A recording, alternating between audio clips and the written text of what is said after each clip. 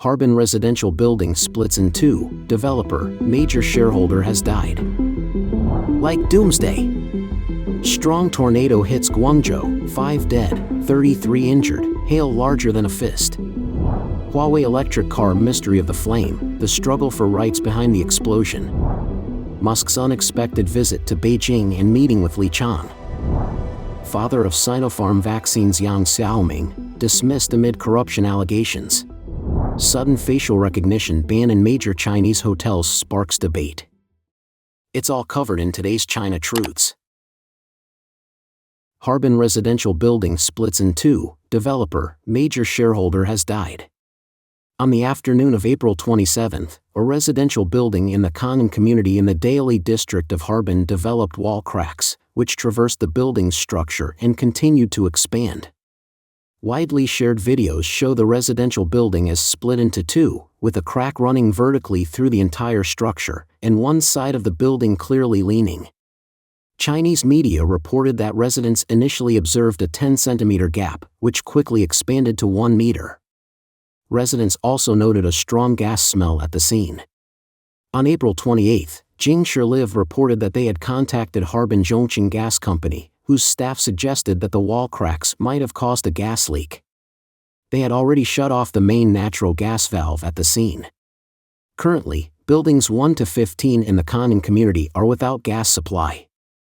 On the morning of the 28th, the government of Daily district in Harbin issued a statement acknowledging that a building in Qiang community had tilted. The statement indicated that building number 10 in Qiang community, composed of 3 separate structural bodies, had one structure at risk of overall tilting. It mentioned that the residents of this building had been relocated in August 2022 and it was now vacant. The inclined staircases of the building were to be demolished. Self-media author Teacher Wang Daily questioned why no measures had been taken to reinforce or demolish the building earlier, considering it was already identified as unsafe. He argued that leaving it in the community posed a risk like a ticking bomb, especially since other residential buildings nearby were still inhabited. The rapidly widening crack indicated ongoing tilting of the building, posing a potential danger if it were to collapse. According to reports, building number 10 in Qiang community was constructed in 1998 and had been identified as a dangerous building by 2022. On April 28, Mr. Zhang, a local resident near Qiang community, told Chinese media that an excavator had arrived at building number 10 and demolition was underway. That same day, Mr. Liu from Harbin Pingshun Real Estate Development Company, Limited, the developer of Qiang community, stated that Mr. Wu, the company's major shareholder, had been responsible for developing building number 10, but Mr. Wu had passed away a few years ago, and he had taken over since. He admitted that he did not know which construction company had built Qiang community. Calls to the Housing and Urban Rural Development Bureau of Daily District in Harbin went unanswered. Like Doomsday. Strong tornado hits Guangzhou, 5 dead, 33 injured, hail larger than a fist. On the afternoon of April 27, local time in China, a level 3 strong tornado occurred in Zhongluotan Town, Baiyun District, Guangzhou. Videos from the scene show dark clouds pressing down on the city, obscuring the sun and moon, with funnel-shaped rotating air currents visible in the sky, and maximum gusts reaching levels 11 to 12, demonstrating incredible destructive power. The fierce winds caused high-voltage lines to short-circuit and explode, emitting dazzling flashes of light. Immediately after the tornado passed, egg-sized hailstones began to fall.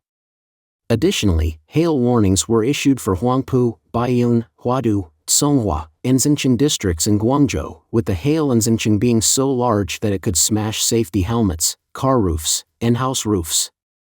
According to the Guangzhou Daily, by 10 p.m. on the 27th, the tornado disaster had resulted in 5 deaths and 33 injuries. It is understood that 141 factories were damaged. The tornado lifted trees and roofs wherever it went, triggering explosions in electrical facilities. Many netizens reported that the iron roofs of numerous factories were blown off, potentially leading to severe damage. The Guangdong Provincial Meteorological Bureau preliminarily assessed the tornado's intensity as level 3. Social media footage shows the tornado causing damage to electrical equipment, with sparks flying from high-voltage towers, creating dangerous conditions. In addition to the tornado, several districts in Guangzhou experienced heavy rain and thunderstorms.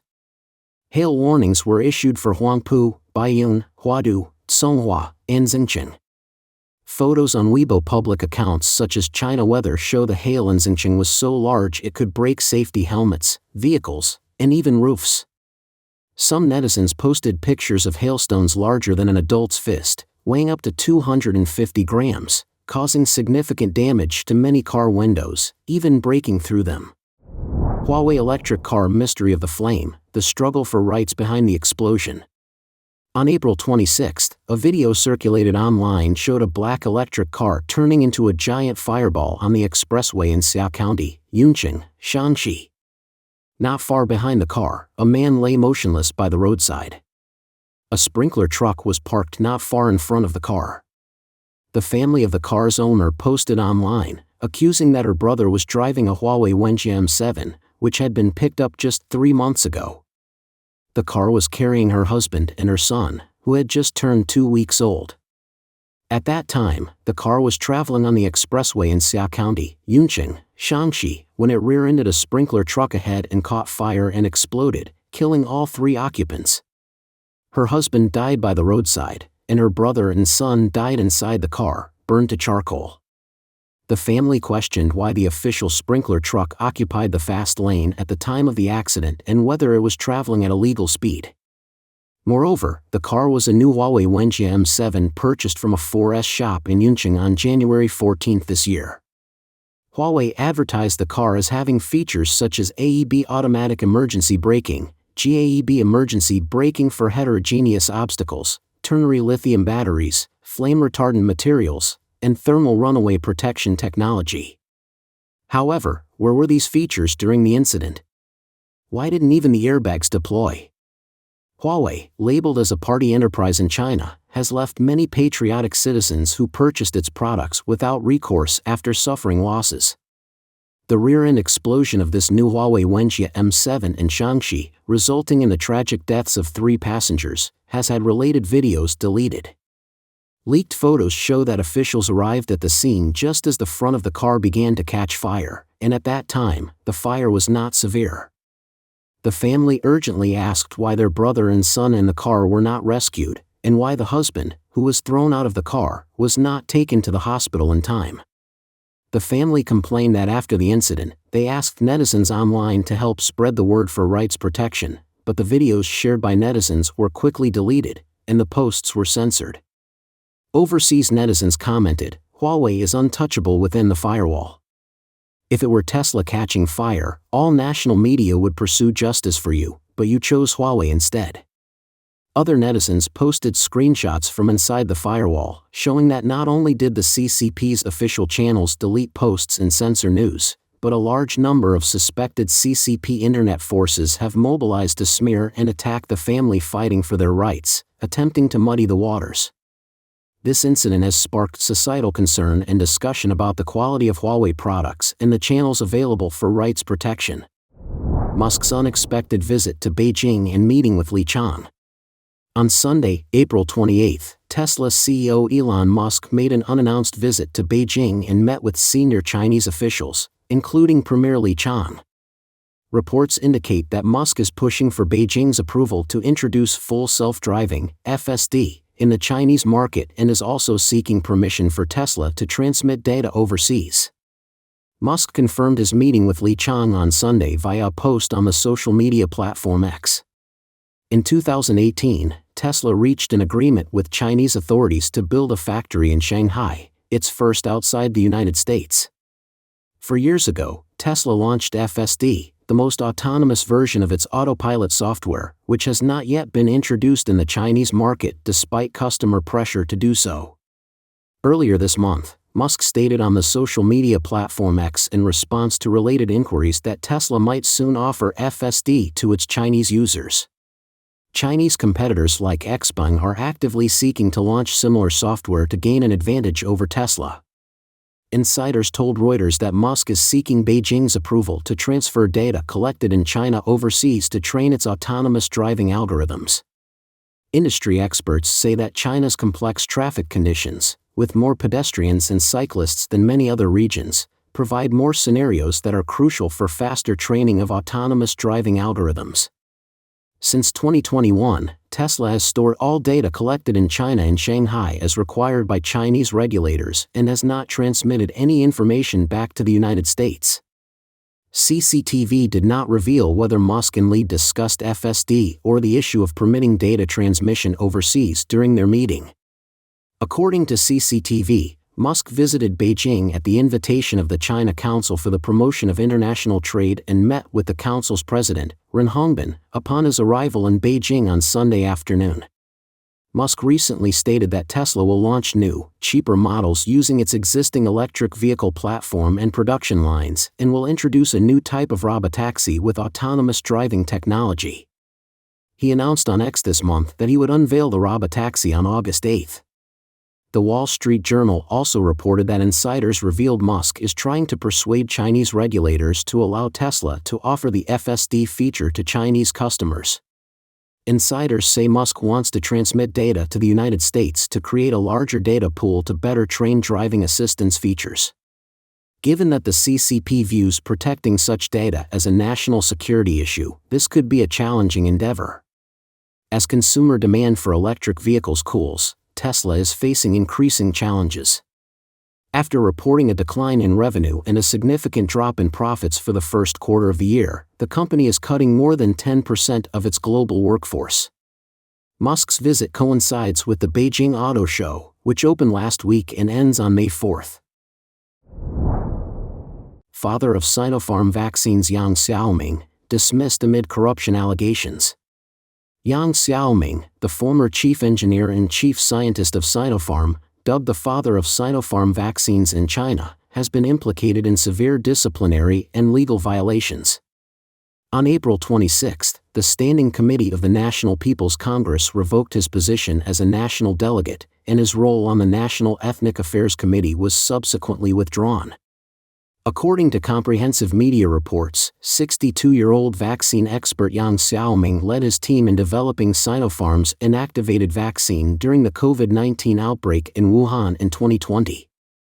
In September 2020, he was recognized as a national advanced individual in the fight against COVID-19, which brought him widespread fame during his tenure as chairman of China Bio. Scholars interviewed believe Yang's downfall may involve corruption in pharmaceuticals and issues related to vaccine development, but the case could touch on sensitive COVID-19 topics, which the authorities might be reluctant to disclose publicly. The same meeting that dismissed Yang also removed 3 other individuals from their positions due to severe infractions, highlighting a broader crackdown on corruption within China.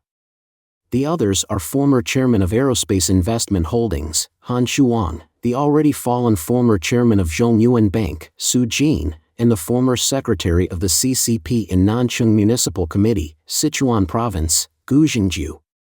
In an interview, Zhang Zhizhong, dean of the School of Humanities and Social Sciences at Kenan University in Taiwan, speculated that Yang's fall might be related to corruption in pharmaceuticals and issues with the COVID-19 vaccine's efficacy and cost. Zhang believes it is not certain whether Yang's severe violations are directly related to vaccine development, but since these issues are associated with him, fabricating vaccine efficacy is one speculated direction. However, Zhang anticipates that if Yang's violations relate to the vaccine, it could touch on sensitive issues of pandemic management, and authorities might not disclose further details. During the pandemic, Sinopharm and Sinovac monopolized the Chinese vaccine market and supplied vaccines to Hong Kong and overseas. As of August 2022, Sinopharm's annual production capacity of COVID-19 vaccines exceeded 10 billion doses, supplying 3.5 billion doses domestically and internationally. Public records show that in 2021, Sinopharm's revenue exceeded 700 billion yuan, approximately $97 billion, with profits breaking 100 billion, approximately $14 billion, ranking it 80th among the Fortune Global 500 and first among global pharmaceutical companies. Qiang considers that, under the framework of anti-corruption in healthcare, Yang's position in the company also suggests potential for improper benefits. China has been conducting an anti-corruption crackdown in the medical sector since August last year, with no signs of abating. Recently investigated officials span across major top-tier hospitals, university administrations, and local health systems. Qiang predicts that more individuals in the pharmaceutical sector might fall, and Yang's case will heighten public interest in the ongoing progress of anti-corruption efforts in healthcare. Sudden facial recognition ban in major Chinese hotels sparks debate. Living in mainland China, entering public places almost always requires facial recognition, whether it's for payments, clocking in, or access control. Seemingly every action requires facial scanning.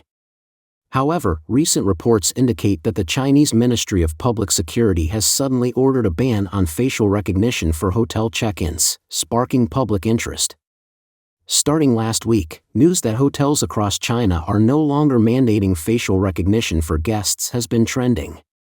According to CCTV Finance on April 25, several hotels in cities including Shanghai, Chengdu, Hangzhou, Suzhou, and Shenzhen have explicitly banned mandatory facial recognition, requiring only an ID card for registration. Official state media also mentioned that mandatory or disguised use of facial recognition constitutes an excessive collection of personal information. Additionally, front desk staff at several hotels in Shanghai stated that these measures have been implemented for about a dozen days, with the earliest hotels adopting them at the end of last month. Some hotels only started on April 15, with local police stations notifying and enforcing these measures. Staff also mentioned that if guests do not have their ID card and refuse facial recognition, they can obtain a temporary ID from a nearby police station to check in. However, the Shanghai Public Security Bureau has not responded to inquiries about why these measures were implemented. Chinese netizens widely question the official media's framing and practices, noting that initially, hotels were forced to implement facial recognition at the request of the Public Security Bureau, and now, the cancellation is also at their behest. The frequent policy changes prompt suspicions about the government's true intentions. Industry insiders in network technology told Radio Free Asia that the sudden cancellation of facial recognition in China might be related to partial system overloads of the facial recognition systems, leading to significant data losses. This is particularly the case if the databases are poorly designed and lack sufficient storage capacity and processing power, which can lead to overloads. Additionally, insufficient hardware resources such as memory and disks could also create bottlenecks and even cause system crashes. These insiders also mentioned that China employs distributed databases and cloud computing services or auto-scaling technologies, but these require regular cleanup of redundant information and compression of old data, necessitating a professional team to monitor system performance to ensure stability. However, some believe that the cancellation of facial recognition in hotels could be related to the personal interests of officials, such as the inconvenience of their own travel and fears of privacy leaks, suggesting that the primary purpose may not be to protect citizens' privacy. Statistics show that by 2016, approximately 200 million surveillance cameras were in use across China. By 2022, the total number of cameras across various regions could have exceeded 600 million. Don't forget to leave a comment in the section below to share your opinions on today's topic with us. Make sure to like and subscribe to see more interesting topics from China Truths.